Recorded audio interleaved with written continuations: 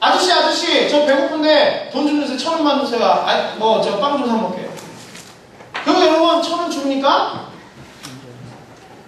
세판 노는 놈이 와가지고 돈 달라는데? 물론 그 중에는 주시는 분도 계실지 모르겠어요. 하지만 대부분은 가라 그러죠. 내 자녀가 달라고 그러면, 얘가 정말 필요해서 달라고 그러면 왜 안 줍니다. 아버지가 엄마한테 줍니다. 주게 돼 있어요. 그럼 모르는 애는 안 줘요.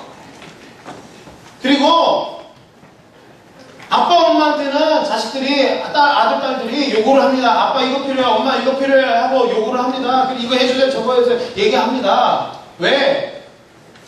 자녀니까요. 그럼 모르는 사람한테 달라고 그러는 거는 그거 이렇게 좀 정상대응이 사는 거죠. 아무한테나 보고 돈 주세요 그런 거 잘못된 거예요. 잘못 교육받은 거예요. 교육이 잘못된 거죠. 아무나 모르는 사람한테 기쁨이 거짓되고 아니고, 부모가 잘 평상시에 잘 챙겨주는 사람은, 챙겨주는 아이는 다른 데 가서 손 벌리지 않습니다.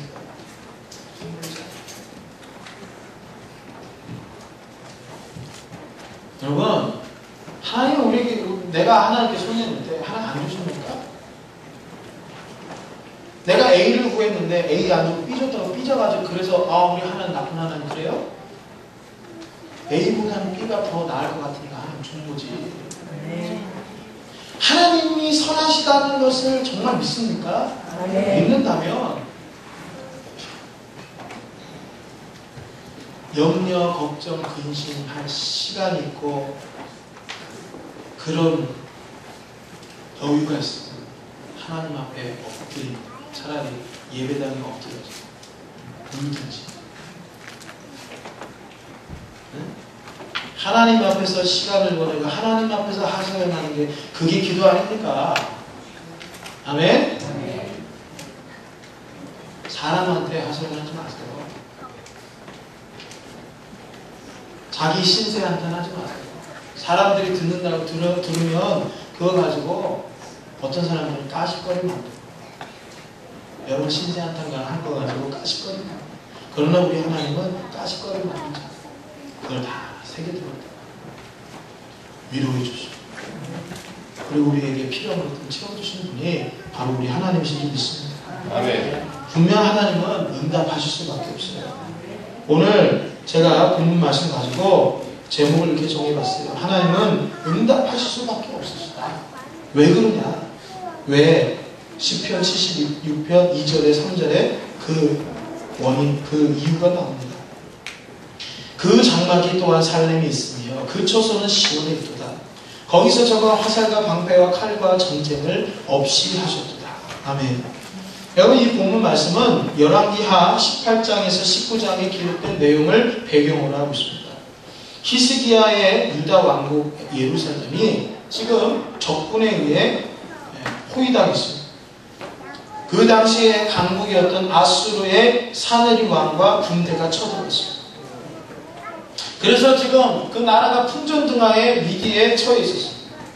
그런데 히스기야와 이스라엘 백성들이 모두가 하나님 앞에 엎드려 기도했을 때 하나님의 사자가 밤에 저 사네립의 군대를 치심으로 말해요. 18만 5천 명의 군대가 몰살당하는 사건이, 경이로운 사건이 일어납니다. 여기에 대한 말씀입니다. 아수르 왕은 이때 이미 북이스라엘을 멸망시키고 이제 남유다 왕국도 멸하여서 자기 나라로 만들고자 했습니다. 풍전등화의 위기 가운데 히스기야 왕은 자신이 먼저 엎드려 주님께 부르짖었습니다. 하나님은 그의 기도를 들으셨고 그리고 역사를 일으키셨습니다. 하나님이 역사를 일으키신 이유는 두 가지 이유입니다. 첫째, 히스기야와 이스라엘 백성의 기도 때문입니다. 하나님은 하나님의 자녀가 기도할 때 움직이신다는 사실을 믿으시기 바랍니다. 기도해야 움직이는 거예요. 내가 기도해.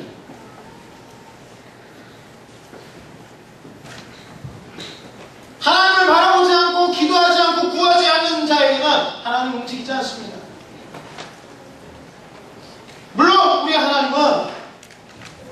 필요한 것들 아시죠?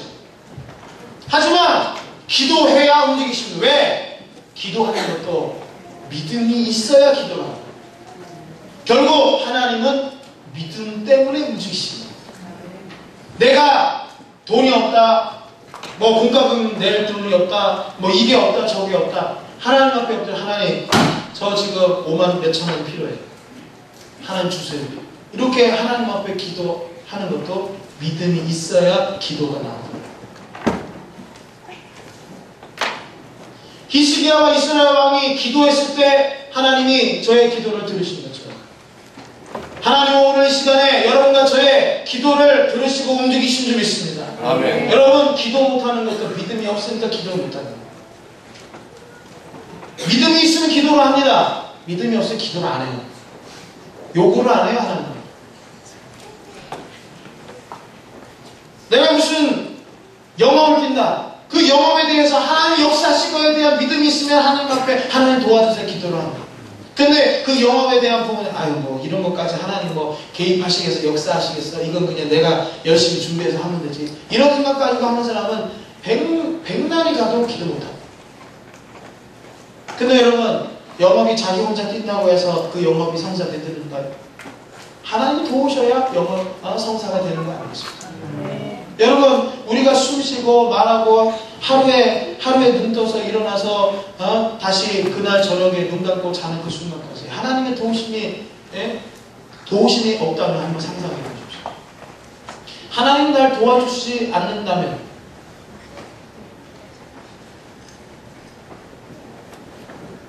한순간에 내가 숨을 쉬며 살 수 있겠습니까? 불가능합니다. 한순간에는 내 인생이 안전하겠습니까? 우리 교회 목 집사님은 예수 믿고 나서 신앙생활을 하고 있어요. 예전에 저질러 놓은 일 때문에 면허가 없어서 3년 동안 무면허로 운전을 했어요. 근데 한 번도 안 걸렸어요.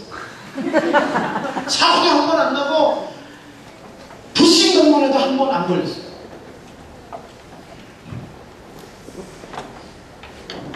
면허가 없으면 운전을 하지 말아야 되는 게 맞지만 그 당시에는 운전 안 하면 직장생활을 할 수가 없고 삶을 살아갈 수가 없으니까 할 수가 없어요. 그러니까 하나님 붙들고 기도하는 매일마다 운전대를 붙잡고 기도를 하면 하나님 보호해 주시더라고요.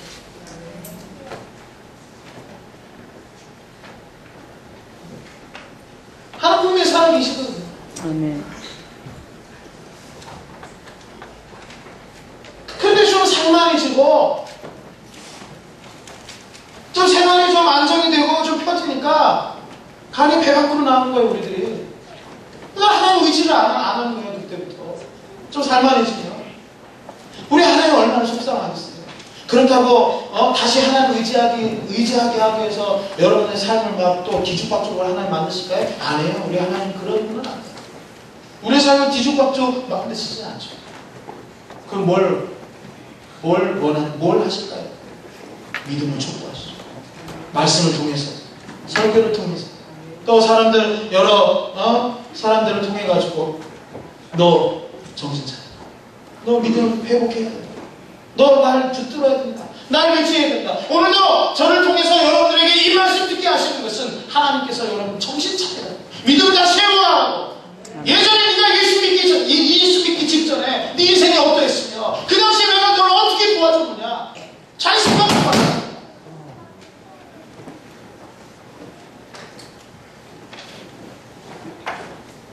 믿음 회복하라.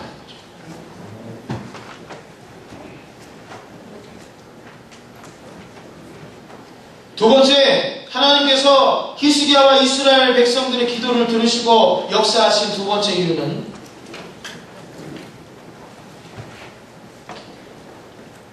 하나님의 장막이 예루살렘이었기 때문입니다. 예루살렘은 하나님의 집입니다. 여러분, 예루살렘이 하나님의 집인데 그 예루살렘을 뺏으러 온 아수르 군대. 하나님 입장에서 봤을 때 아수르 군대는 하나님의 집을 뺏으러 온 하나님의 원수였습니다. 그래서 하나님은 그들의 화살과 방패와 칼과 전쟁을 깨트리시고 18만 5천의 대군을 단번에 박살내십니다. 2700년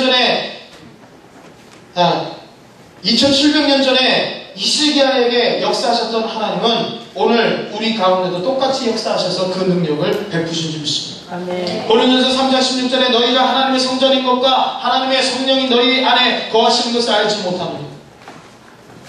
여러분, 그에 의한 예루살렘 성이 하나님의 전인 것처럼 우리 몸은 하나님의 영, 성령의 전입니다.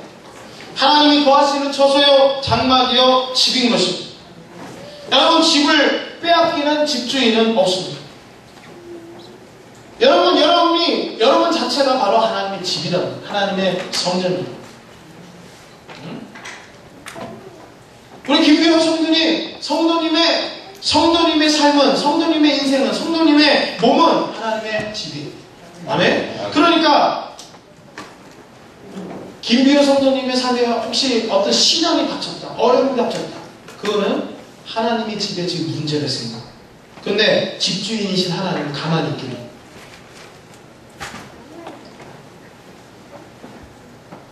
집을 빼앗기는 집주인이 없어요. 그래서 하나님은 모든 원수의 계계에서 나를 지키고 보호하십니다. 여러분, 집이 고장났는데 수리하지 않는 집주인이 없습니다. 그래서 하나님은 영의 질병, 육의 질병, 마음의 상처와 질병을 고치시는 줄 믿습니다. 집에 먹을 것이 떨어졌는데 채워주지 않는 집주인은 없어요. 그래서 하나님은 자녀가 구하는 것을 채워주시는 줄 믿습니다. 결국 나에게 발생되는, 내 인생에 발생되는 모든 일들이 바로 하나님의 일입니다. 하나님의 문제입니다. 왜 그렇습니까? 내게 문제가 터졌다는 것은 하나님이 거하시는 집에 문제가 터졌다는 거예요. 내 삶에 문제가 터졌다. 비유로 말하면 하나님 집에, 하나님 거하시는 집에 보일러 지금 터진 거예요. 그러면 그 보일러 터진 거 수리 안 하겠니? 집주인인데 수리 안 하겠니? 당연히 해결해 주지 않겠습니까? 여러분, 하나님이 내 삶에, 내 안에 하나님이 거하십니다. 지금 삶에